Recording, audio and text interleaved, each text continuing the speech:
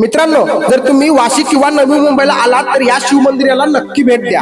हे शिवमंदिर सेक्टर 7 वाशी नवी मुंबई या ठिकाणी स्थित आहे। आता येथे असे मानले जाते की येथे भगवान शंकर जागृत स्वरूपामध्ये विराजमान आहेत, म्हणून या मंदिरात जागृतेश्वर शिवमंदिर असे म्हटले जाते। सुरुवातीस येथे एक छोटेसे देऊळ होते, पण स्थानिक नागरिकांच्या आणि भक्तांच्या योगदानाने हे मंदिर अधिक भव्य आणि सुंदर स्वरूपामध्ये विकसित झालेले आहे। मंदिराच्या आतमध्ये प्रवेश करतात सर्वप्रथम नंदी महाराजांचे दर्शन होते आणि आपल्याला प्रशस्त एक मोठा हॉल लागतो। या हॉल मध्ये भजन कीर्तन होते। मुख्य मंदिराच्या आत प्रवेश केल्यावर सर्वप्रथम जागृतेश्वर महादेव मंदिराचे दर्शन होते, जे की आपल्याला शिड्या उतरून करायचं असतं। त्यानंतर आपण दर्शन करतो प्रभू श्रीराम, माँ सीता, लक्ष्मणजी आणि भक्त हनुमान यांचं। त्यासोबतच संत तुकाराम, संत ज्ञानेश्वर आणि विठू माऊली यांचे, आणि शेवटचे भगवान श्रीकृष्ण आणि राधाराणी यांचे। अंगणामधलं तुळशी मातेचे दर्शन करून आम्ही दर्शन केले मर्याई देवी आणि शीतला देवी यांचे।